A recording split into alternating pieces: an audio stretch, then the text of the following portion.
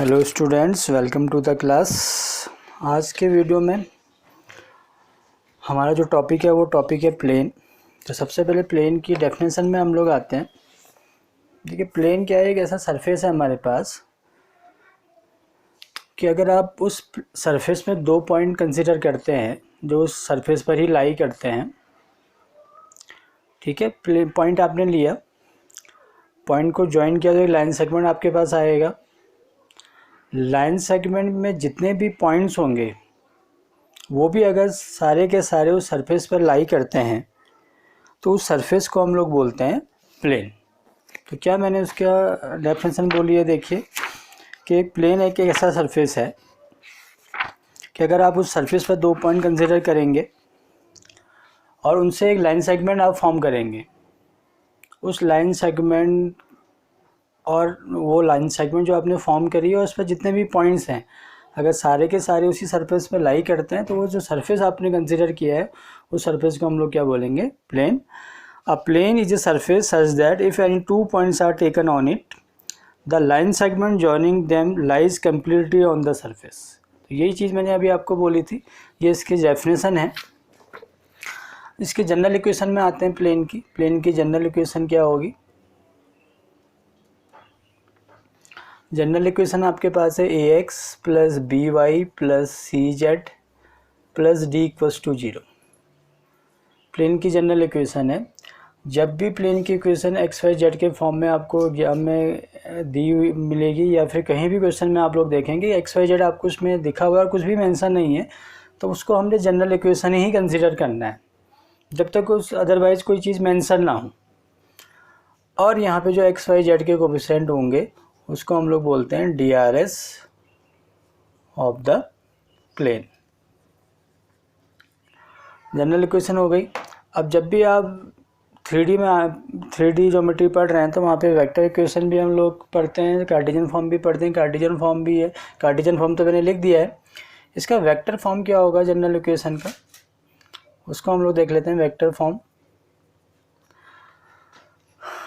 R dot, ये हमने line के केस में भी पढ़ा था। अब आपने क्या करना है, एक्स वाई जेड को i cap j cap k cap से रिप्लेस कर देना। तो a i cap plus b j cap plus c k cap plus d equals to 0। तो ये जनरल इक्वेशन आपके पास हो गई। आगे बढ़ते हैं। जनरल इक्वेशन के बाद हम लोग नॉर्मल फॉर्म में आते हैं कि प्लेन की नॉर्मल फॉर्म क्या होगी। जनरल इक्वेशन है आपके पास, इसी से हम आगे बढ़ाते हैं। Root a square plus b square plus c square से बोथ साइड हम लोग डिवाइड करेंगे। ए एक्स प्लस किससे डिवाइड करेंगे? A square plus b square plus c square से। यहाँ पे भी आपने डिवाइड किया root a square plus b square plus c square, c z upon root a square plus b square plus c square minus d upon root a square plus b square plus c square. Divide कर लिया। A b c आपके DRS थे और a upon root a square plus b square plus c square क्या होता है? Direction cosine. तो ये हो गया LX plus MY plus NZ equals to P। ये आपके नॉर्मल फॉर्म है। कार्टेशियन फॉर्म अगर root a square plus b square plus c square से आप लोग डिवाइड कर देंगे तो किस फॉर्म में कन्वर्ट हो जाएगा? ये नॉर्मल फॉर्म में चेंज हो जाएगा। जनरल फॉर्म के बाद नॉर्मल फॉर्म में हम लोग आ गए। फिर से वेक्टर फॉर्म आपको चाहिए होगा। R dot n cap equals to P। अब ये n क्या है? देखिए नया टर्म आपको दिख रहा है, ये प्लेन मैंने ड्रॉ किया हुआ है। A perpendicular which is a vector which is perpendicular to the plane is called normal. इसको हम लोग n से डिनोट करते हैं, n वेक्टर। अगर प्लेन पर एक वेक्टर नॉर्मल है, परपेंडिकुलर है, जैसे ये पेन है जो मैंने अपने हाथ में पकड़ी हुई है, इस फॉर्म में आपको दिखेगा। ये जो पेन है आपके, ये इसको हम लोग बोलते हैं नॉर्मल। परपेंडिकुलर वेक्टर है, किस पर परपेंडिकुलर है? प्लेन पर। किससे डिनोट करते हैं? एन वेक्टर से डिनोट करते हैं। तो ये एन कैप क्या है? इसी का यूनिट वेक्टर है। मॉड से आप डिवाइड कर देंगे तो एन कैप आ जाएगा। पी क्या होगा? Distance from origin, distance from origin,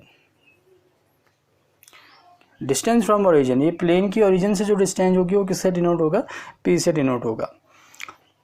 और एक इम्पॉर्टेंट चीज़ इसको भी आप लोग रखिए कि जो यहाँ पे मैंने आपको बोला था कि ABC प्लेन के DRS होते हैं, वो DRS क्या होते हैं एक्चुअल में, इस नॉर्मल के DRS होते हैं। नॉर्मल के DRS को ही हम प्लेन के DRS क्या करते हैं, कंसिडर करते हैं। काफ़ी इंपॉर्टेंट पॉइंट है, आगे जब हम एंगल पर आएंगे तो उसका रीजन भी पता चल जाएगा क्यों कंसिडर करते हैं। अभी आप ये याद रखिए कि जो प्लेन पर हमने वेक्टर परपेंडिकुलर ड्रॉ किया, प्लेन पर हमने जो वेक्टर ड्रॉ किया है जो परपेंडिकुलर है, उसके जो DRS होंगे वही DRS हम किसके लेते हैं, क्या कंसिडर करते हैं, प्लेन के DRS हम लोग कंसिडर कर लेते हैं। प्लेन के DRS और नॉर्मल वेक्टर के DRS दोनों प्रोपोर्शनल होते हैं। और क्वेश्चन में हम जस्ट इसको कॉपी कर लेते हैं, नॉर्मल के DRS equals to DRS of the plane. आगे बढ़ते हैं। अब आपने इक्वेशन निकालनी है, equation of a plane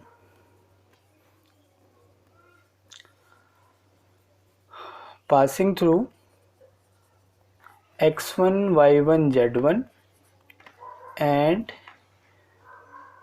perpendicular to the given vector n। अब एक प्लेन है जिसकी जो x1 y1 z1 से पास हो रहा है, तो x1 y1 z1 से पास हो रहा है तो इसका पोजीशन वेक्टर में लिख लेता हूँ x1 i cap plus y1 j cap plus z1 k cap. और n वेक्टर आपके पास है, इसको ले लेते हैं i plus bj plus ck। इस पॉइंट से पास हो रहा है, इस वेक्टर पर परपेंडिकुलर है, तो इक्वेशन क्या होगी देखिए प्लेन की, कार्टेशियन फॉर्म में a x minus x1 plus b y minus y1 plus c z minus z1 equal to 0। 1 point formula भी हम लोग बोलते हैं इसको। और ऑलमोस्ट प्लेन के जितने भी पॉइंट से पास होने वाले क्वेश्चन होते हैं, इसी फॉर्मूले से हम लोग उसको सॉल्व कर सकते हैं, तो इम्पोर्टेंट फॉर्मूला है। अब x1 y1 z1 तो हमने पहले ही डिफाइन किया कि जिस प्लेन से पॉइंट पास हो रहा है वो x1 y1 z1 हो गया। ABC क्या है, DRS ऑफ द प्लेन, तो वही चीज़ अभी आपको मैं बोल रहा था कि देखिए परपेंडिकुलर है, perpendicular to the given vector, तो जो प्लेन के DRS है वही हमारे वेक्टर के DRS होते हैं। तो ABC यहाँ इस वेक्टर के DRS है, तो वही हमने क्या कर लिया, प्लेन के DRS कंसिडर कर लिया है। वेक्टर फॉर्म में क्या लिख देंगे इसको, r minus a dot n vector is equal to 0। तो वेक्टर इक्वेशन आप इस फॉर्मूले से फाइंड कर सकते हैं। आगे देखते हैं, फॉर्मूले बहुत सारे हैं इसमें, तो पहले फॉर्मूले हम लोग डिस्कस कर लेंगे, उसके बाद हम लोग इसके क्वेश्चंस में आ जाएंगे। अब आपने एक ऐसी प्लेन की इक्वेशन फाइंड करनी है जो 3 नॉन कोलिनियर पॉइंट से पास हो रहा है।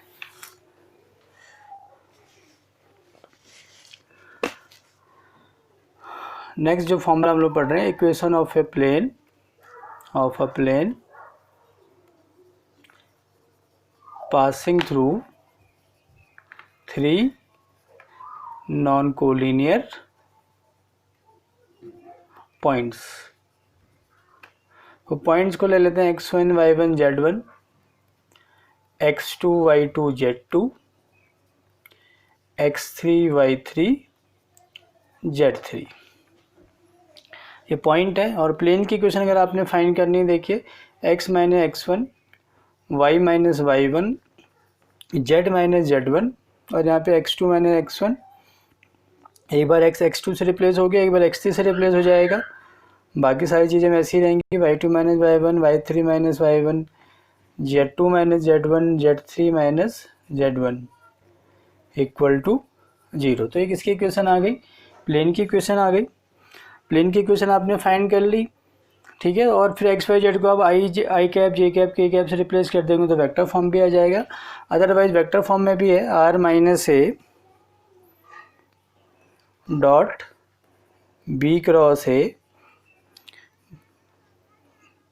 B minus a cross c minus a. तो इस फॉर्मूले से भी आप लोग निकाल सकते हैं। अब ए बी सी क्या होगा, ए इस पॉइंट के पोजीशन वेक्टर हो गया, बी इस पॉइंट का पोजीशन वेक्टर हो गया, सी इस पॉइंट का पोजीशन वेक्टर हो गया। इंपॉर्टेंट है, 4 मार्क्स में क्वेश्चन काफ़ी पूछे जाते हैं इससे।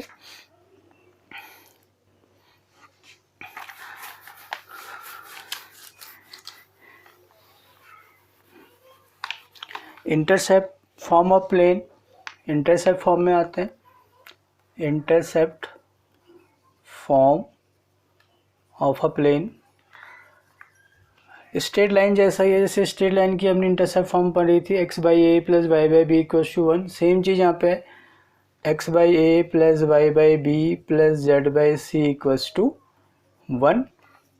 ए बी सी क्या होंगे, x एक्सिस का इंटरसेप्ट आपके पास a है,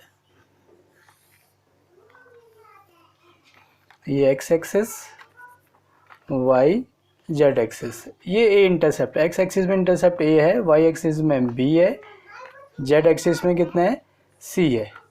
तो प्लेन की इक्वेशन क्या आएगी, x by a plus y by b plus z by c equals to 1। केवल इतना ही है इसमें।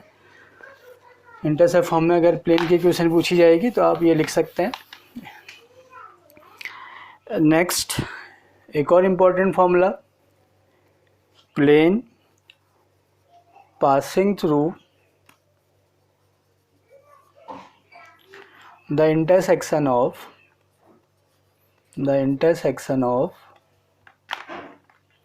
two given planes,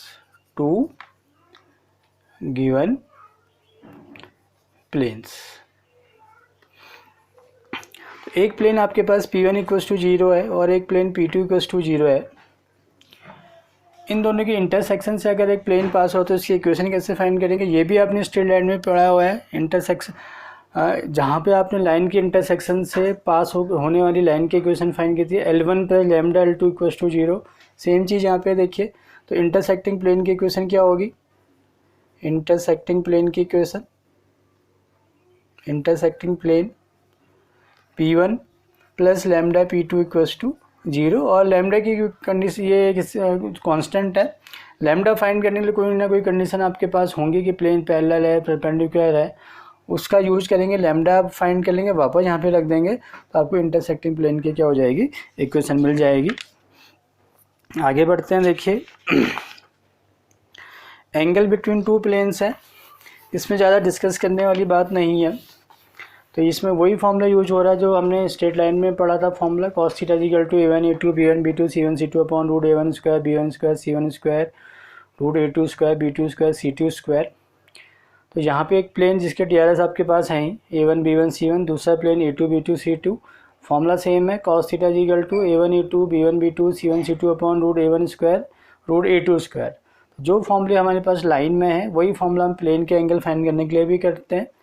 पैरेलल की कंडीशन भी सेम है, परपेंडिकुलर की कंडीशन भी सेम है। अगर लाइन प्लेन पर परपेंडिकुलर है, a1 a2 b1 b2 plus c1 c2 equals to 0, parallel होगा तो a1 by a2 equals to b1 by b2 equals to c1 by c2।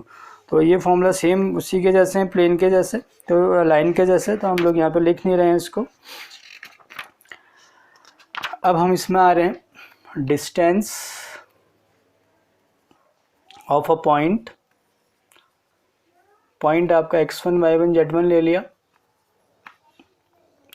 From a plane, और plane आपके पास है ax plus by plus cz plus d equals to 0। फिर से straight line में भी हमने फॉर्मूला पढ़ा था, तो यहाँ पे जो डिस्टेंस लिख लेगी वो डिस्टेंस आ जाएगी ax1 plus by1 plus cz1 plus d upon root a square plus b square plus c square. तो ये डिस्टेंस का फॉर्मूला हो गया। 11th में अगर स्ट्रेट लाइन आपके पास है तो उसी के फॉर्मूले हम लोग यहाँ पे थोड़ा हम जेड कोऑर्डिनेट को ऐड करके हम लोग यूज़ करते हैं। और लास्ट चीज़ है इसमें, angle between line and a plane, lines नहीं, angle between line and a plane. तो एक लाइन की इक्वेशन आपके पास है r equal to a plus lambda b, और प्लेन की इक्वेशन भी आपके पास है r dot n vector equal to d vector. Angle अगर आपने फाइंड करना है, फॉर्मूला सारा का सारा सेम है, चलिए इसको मैं हटा देता हूँ, इससे कन्फ्यूजन होगा। लाइन के डीआरएस आपके पास हैं a1 b1 c1, प्लेन के DRS a2 b2 c2। Line और प्लेन के बीच का एंगल अगर थीटा है, तो जो फॉर्मूला अभी हमने प्लेन में यूज़ किया था, लाइन में यूज़ किया था, सेम फॉर्मूला वही है, लेकिन यहाँ पे एंगल थोड़ा सा चेंज हो जाएगा। साइन थीटा हम लोग यूज़ करेंगे, sine theta is equal to क्या होगा, a1 a2 plus b1 b2 plus C1 C2 upon root A1 square plus B1 square C1 square root A2 square plus B2 square plus C2 square. तो ये formula है आपके पास angle between line and plane का। If line parallel to perpendicular to plane, अगर line plane के plane पर perpendicular है तो क्या कंडीशन आएगी, देखिए कंडीशन भी रिवर्स हो जाती है। A1/A2 is equal to B1/B2 equal to C1/C2। ये केवल लाइन और प्लेन के केस में होगा, ये आपको याद में रखना है। If line is parallel to plane, line is parallel to plane, then A1/A2 plus B1/B2 plus C1/C2 equals to 0। तो यहाँ पे कंडीशन थोड़ा चेंज हो जा रही है लाइन और प्लेन के केस में। एंगल साइन थीटा की कॉस थीटा की होगा साइन थीटा, परपेंडिकुलर में हम पैरेलल की कंडीशन लिख रहे हैं और पैरेलल में किसकी कंडीशन लिख रहे हैं, परपेंडिकुलर की कंडीशन लिख रहे हैं। तो आज के वीडियो में हम लोग इतना ही डिस्कस करते हैं। नेक्स्ट वीडियो में फिर हम लोग इसके क्वेश्चन डिस्कस करेंगे। Thank you.